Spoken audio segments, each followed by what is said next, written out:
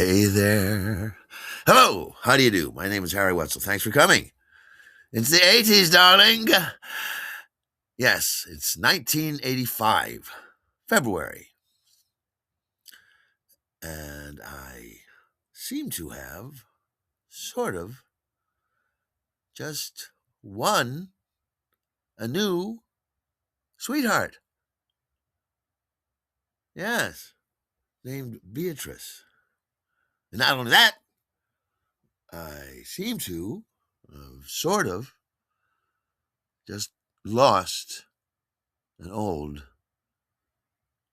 job.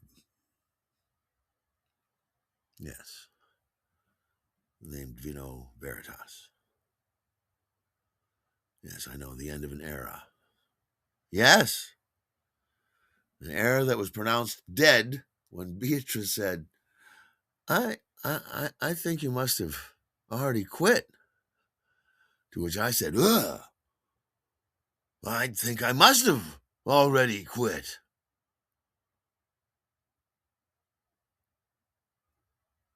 And I knew at that moment,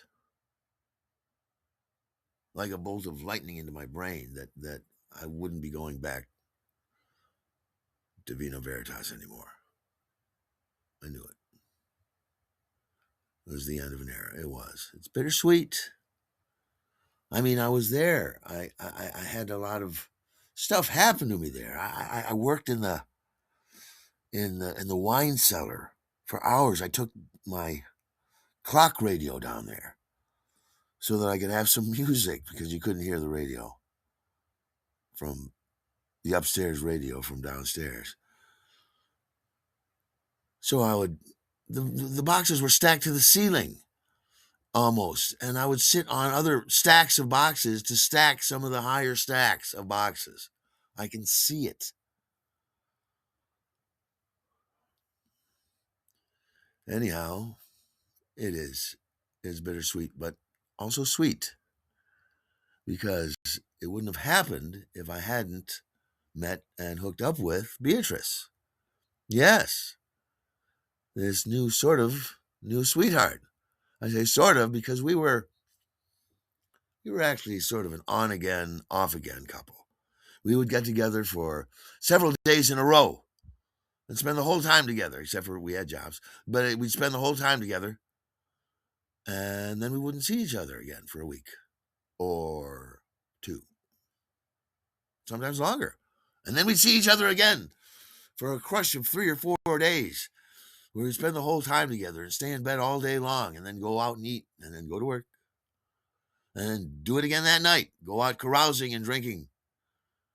One thing was we were great drinking buddies. We got along very well. We knew how to make each other laugh. It was so much fun. Beatrice was cute and positively oriented and hilarious. She knew how to make me laugh. I knew we spent a lot of time laughing and drinking and going around. We drank all over Manhattan. Oh yeah, but we preferred to hang around down there on the Lower East Side, Beatrice's neighborhood, down by Tompkins Square Park in the East Village. Yes. And we had a few favorite bars. There was the Wooden Bar. We didn't know what the name of it was. It didn't have a sign. So, and it had sort of wooden shingling on the outside and wooden paneling on the inside. It was made out of wood. So it was the Wooden Bar to us. There was another bar that had radio call letters.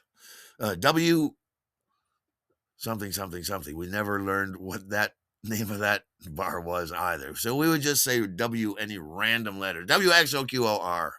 WWMMGGB. and that was a lovely bar.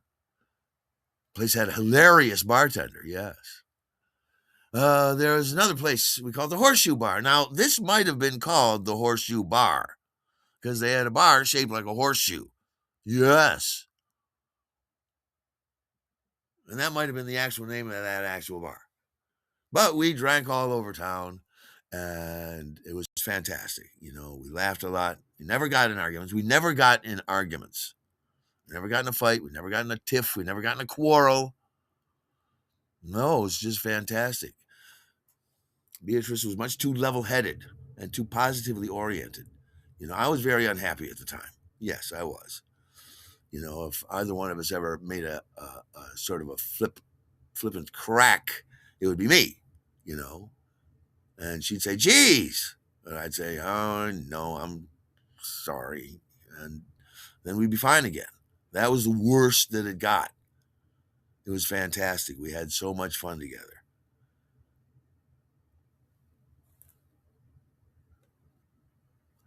You know, I called her Beezus. Yes. Um, After Beverly Cleary's Beezus. Beverly Cleary? Hey, how many boomers out there read Beverly Cleary in fourth grade or had your fourth grade teacher read it to you? Like Henry Huggins or Ribsy or Beezus and Ramona or Ramona the Pest. Yes, Beverly Cleary, a Newbery Award winning author,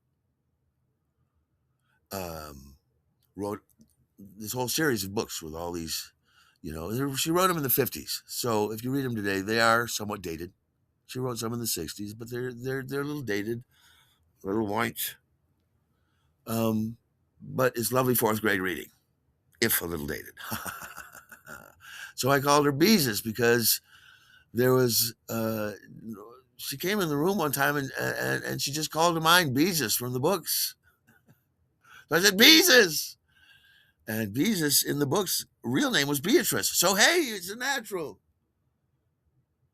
It's a cute name. It was a cute name for a cute woman. It was fantastic. Anyhow, so we went along like this, Beatrice and I, on again, off again, for months. It was very comfortable. It suited us both. We perpetually enjoyed each other's company. Never got in a fight. And after all, what's there to fight about? I know. So we go along like that through March and April and May and into June, into the summer months. So now it's April 1985. Sunday morning. Sunday afternoon. It's 12:30 or something. We've been in bed all day. We were out carousing and drinking and laughing last night. And so we're crawling out of bed shortly in the early part of the afternoon. We say, let's go to brunch. And Beezus knew of this place up on the Upper East Side that she heard was really terrific, or maybe she had been there, whatever, she wanted to go there. So we go up to like 72nd Street and 2nd Avenue, part of the world. Right. I forget what the place was called. Right. But we had brunch, and I had eggs Benedict, and that was rather tasty. And we had mimosas. Oh, we have mimosas. It's the very elegant day drinking. Yes. Well, it's fruit. It's healthful for you. Yes. Mimosas are basically grape juice and orange juice. I mean, what could go wrong? So we had our mimosas and our eggs Benedicts and a few laughs. And then it was time to get going. She had stuff to do downtown. So I was just going to walk home from the Upper East Side, just cross town, cut through the park, and go up Broadway. Right. So I walk her over to the subway, we smooch, and off she goes. Poof, she's gone. So then I start walking up 2nd Avenue. I cut over. I start to zigzag through the blocks, and before I know it, I'm at like 78th Street and 3rd Avenue. I'm in the neighborhood by the booze store. I delivered to a couple of these places. This is my old stamping grounds. Oh, do I have the nerve to walk past and take a look at the booze store, I wonder? Yes. Or do I have the nerve not to walk by it? I wonder. Well, I don't know. What if when I gaze upon the place, I burst into flames? Right. How do I know? What if I get struck by lightning? Right. As soon as I look at the place. What if I turn into a pillar of salt? I know. I mean, wait a minute. What What if I walk up, I look at the place, I get struck by lightning, I turn into a pillar of salt, and then I burst into flames? How do I know that's not going to happen? Well,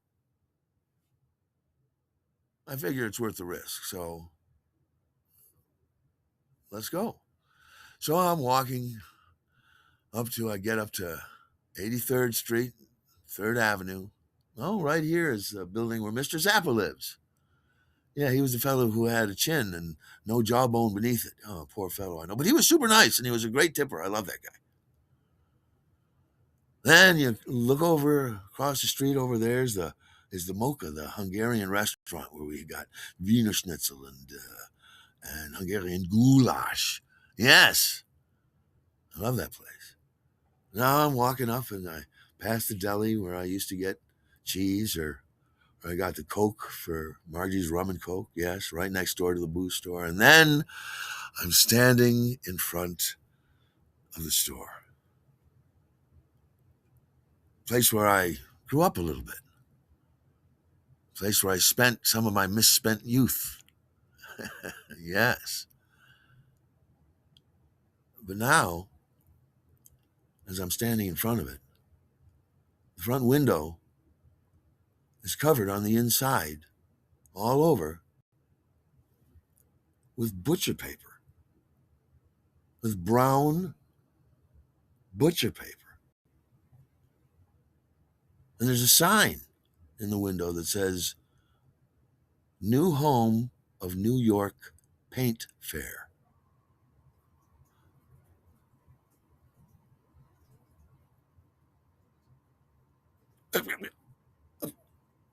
What?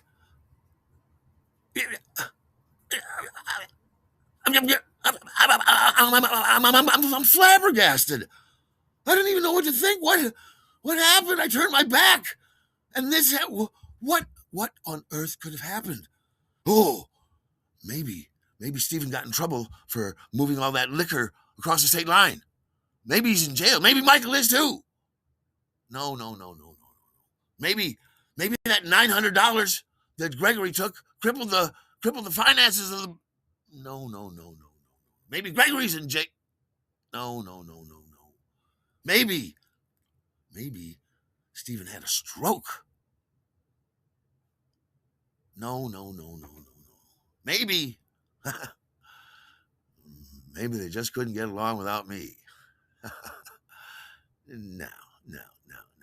Well, what though? What could possibly happen to close down a successful neighborhood liquor store?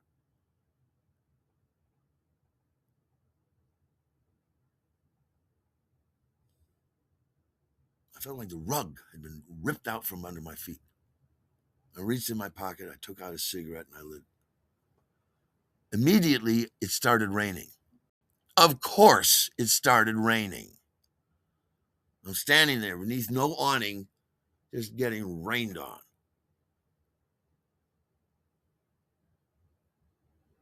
Uh, this this store being covered over with butcher paper like that, this is a loss. This is like another death to me.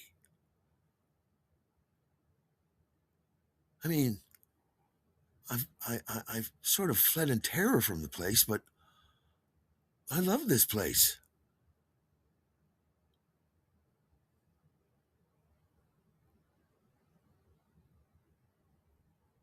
Now it's gone, and I'll never know what happened.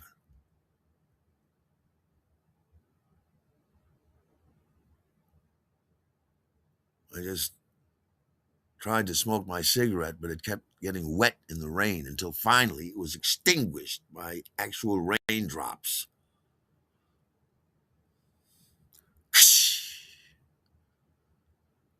Said the cigarette, uttering its death cry.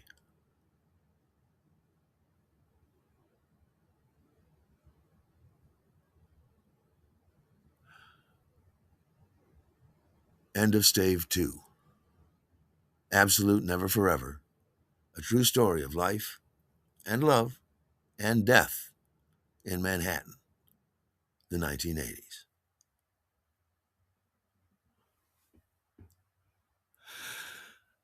I want to thank you for coming along with me so far on this journey. Stay tuned for Stave 3 and Stave 4. I'll tell you right now, it's halfway through the 80s, halfway through the story.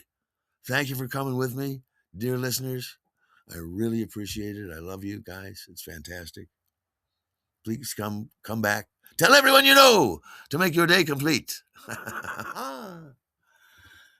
And boy, do I look forward to seeing you next time.